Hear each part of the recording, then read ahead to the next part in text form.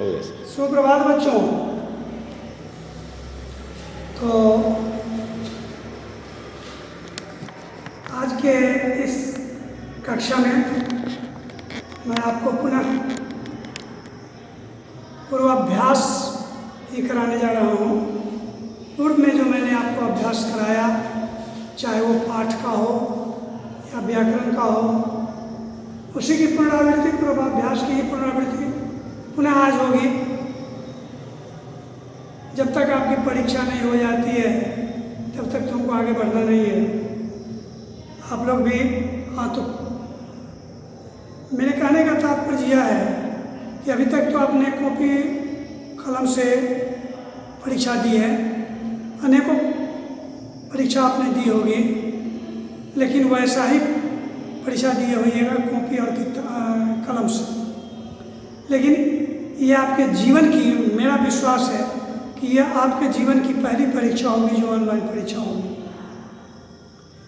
Online परीक्षा आप बड़ा संभल करके दीजिएगा, क्योंकि नाम है ऑनलाइन। कॉपी में जो परीक्षा आप देते हो तो सिर्फ तुम जानते हो या उसको चेक करने वाले गुरुजी ही जानते हैं। पब्लिसिटी नहीं होती है उसकी। आप में जो कमी है सो सिर्फ गुरुजी ही जानेंगे। लेकिन ये जो ऑनलाइन परीक्षा होगी ये बहुत से लोग जानेंगे, जिनकी इच्छा होगी वो देख लेंगे आपके इस ऑनलाइन परीक्षा। इसीलिए ये परीक्षा आपके लिए बहुत ही महत्वपूर्ण परीक्षा है। आपकी हंसाई न हो, जग हंसाई न हो, इसका भी ख्याल आपको करना है। आप बच्चे हैं, होनहार बालक हैं, आपके माता पिता भी देखेंगे। आप तो स्कूल में अभी तक परीक्षा दिए, तो परीक्षा स्कूल में दिए, क्या नहीं दिए, क्या लिखे नहीं लिखे, घर पर जाने के बाद आपके गार्जियन से पूछते होंगे तो आप कहते हो हाँ पूरे क्वेश्चन का जवाब मैंने लिख करके चला आया। लेकिन इस बार तो आप बंधे हुए हैं। आप परीक्षा दीजिएगा, आपके गार्जियंस भी देखेंगे और भी इधर उधर के लोग देखेंगे, स्कूल के भी टीचर वर्ग जो देखने की जिनको इच्छा होगी वो देखेंगे। मतलब ये परीक्षा गुप्त नहीं है, आपकी ओपन होगी ऑनलाइन परीक्षा। इसको देखना है देख लो भाई। तो इसमें क्या होगा कि अगर इसमें आपकी लिखावट सही नहीं होगी, आपकी अशुद्धि ज़्यादा होगी, गलत क्वेश्चन का उत्तर गलत दे दीजिएगा, तो इससे आपकी शिकायत है, आपकी ही शिकायत है। इसीलिए जब तक आपकी ये परीक्षा नहीं हो रही है तब तक एकदम पूरा मेहनत के साथ परीक्षा दीजिए। और इससे पहले की परीक्षा में आपने क्या किया, क्या नंबर लाया, नहीं नंबर लाया, उससे हमको कोई मतलब नहीं है।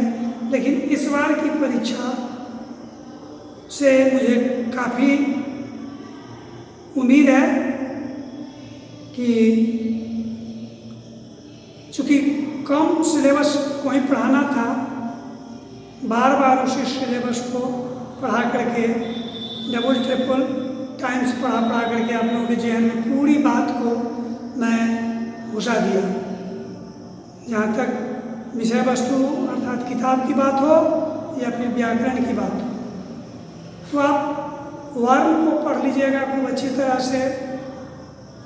उसमें वर्ण में जो है सो स्वर वर्ण, व्यंजन वर्ण, फिर स्वर व्यंजन वर्ण की कितने प्रकार के होते हैं, तो स्पर्श व्यंजन, अंतःस्थ और ऊष्म व्यंजन। नहीं, स्पर्श व्यंजन, अंतःस्थ, ऊष्म व्यंजन, तो एक व्यंजन 25 होता है, एक 4 होता है, एक 4 होता है। 4 4 8, 25 8 33। व्यंजन वर्णों की कुल संख्या 33 और स्वर वर्णों की कुल संख्या 11 होती है। व्यंजन वर्णों की कुल संख्या 33 और ये स्वर वर्णों की कुल संख्या 11 होती है। ठीक है ना। तो इस प्रकार से आप स्वर व्यंजन को अच्छी तरह से समझ लीजिएगा। संज्ञा को भी अब संज्ञा से भाववाचक संज्ञा बनाना, भाववाचक संज्ञा से फिर विशेषण बनाना, संज्ञा से विशेषण बनाना, ये सब जो है आपके व्याकरण में उसको अच्छी तरह से समझ लीजिएगा। संधि विच्छेद भी मैंने आपको पढ़ाया है ना। दीर्घ संधि, गुण संधि, यण संधि, ये सब संधि मैं आपको पढ़ाया हूँ। वृद्धि संधि, अयादि संधि, ये सब संधि में पढ़ाया। हो सकता है कि एक दो हल्का फुल्का संधि विच्छेद भी करने आ जाए। उसके बाद वर्ण पर विचार करना है कि बहुत ऐसे शब्द हैं जिनका कि वर्ण विच्छेद आपको करना है। समझ गए ना। तो उस पर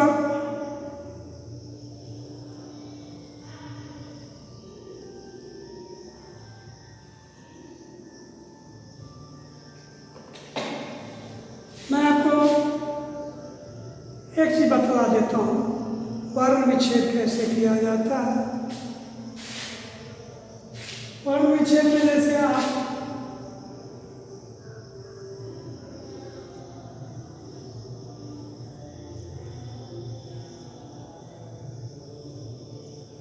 सज्जन एक शब्द है, इसमें सौ, आधा ज, पूरा ज और नौ, ये इसके मेल से ये सज्जन बना। इसको वर्ण सबको अलग कीजिए, वर्ण में जो मात्रा लगी हुई है उसको अलग कीजिए। कोई भी व्यंजन वर्ण इसमें ऐसा नहीं है जिसमें मात्रा लगी हो। तो इसमें आपको सौ में सौ चूंकि व्यंजन वर्ण है और व्यंजन वर्ण स्वर वर्ण की सहायता से बोली जाती है। जानते ही हैं कि व्यंजन वर्ण स्वर वर्ण की सहायता से बोली जाती है। तो 100 में मान लगाइएगा तो 100 हो गया। जो है, जो पौधे है, इसलिए इसमें और नहीं लगेगा। कोई भी वर्ण जो आधा होगा उसमें और नहीं लगेगा। फिर जो है, ये पूरा जो है, इसलिए इसमें और लगेगा। और फिर है 9 और ओ, ये हो गया सज्जन।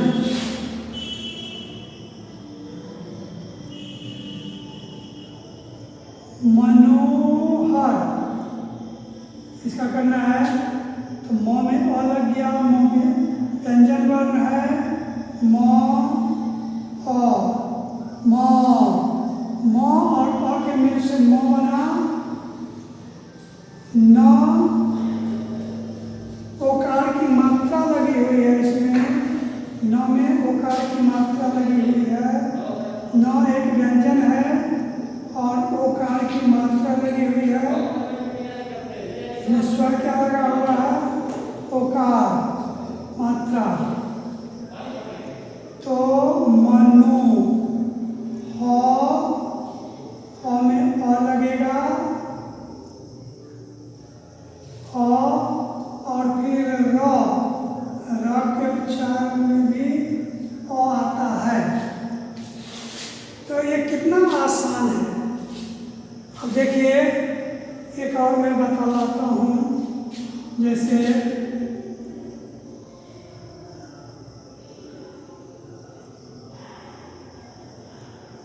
ज्ञानदान,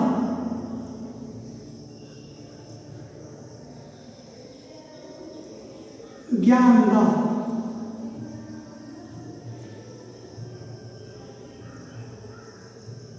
आपके स्कूल का भी नाम है ज्ञानदा। तो ये ज्ञानदा जो है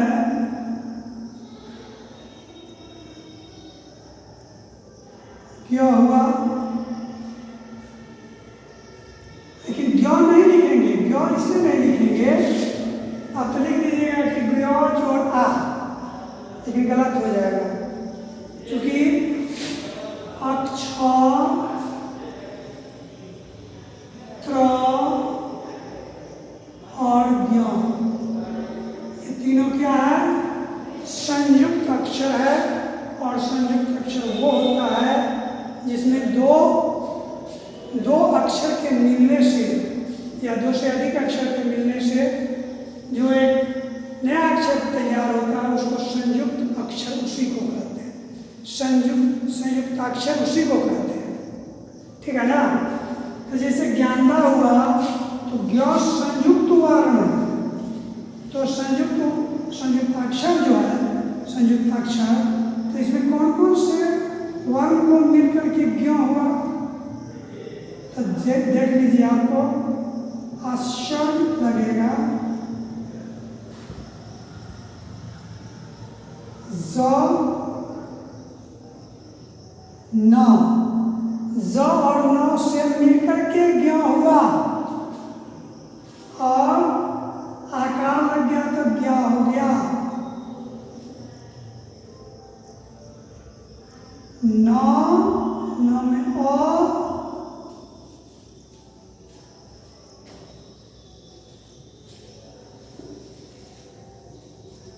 और द में अ,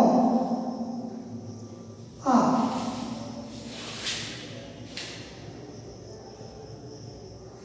तो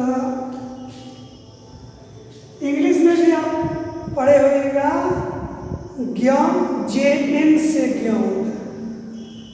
आज लोग भले ही GAN लिख दे,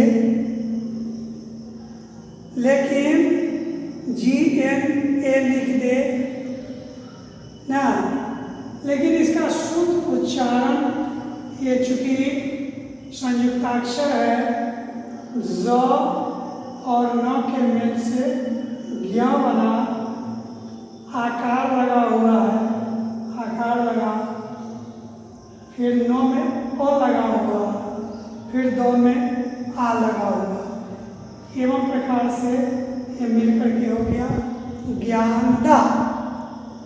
अब जैसे त्रिलोकी,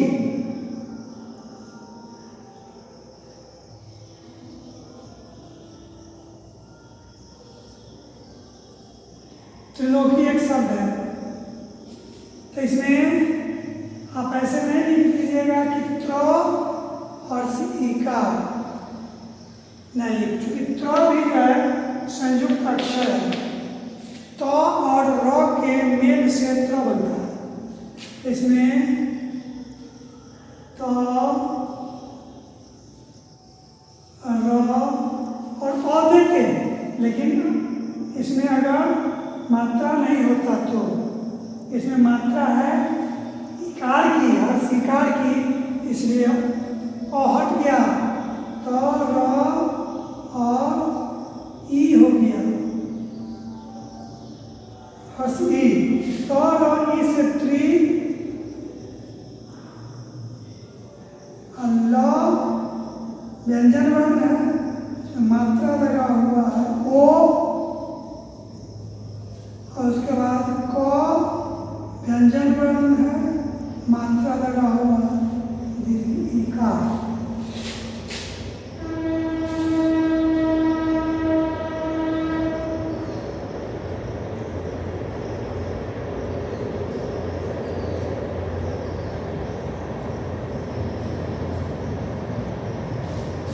ये हो गया त्रिलोकी।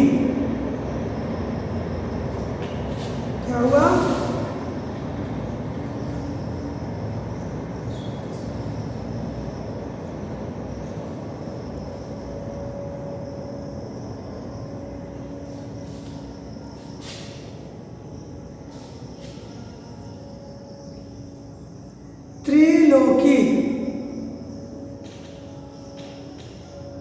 इस प्रकार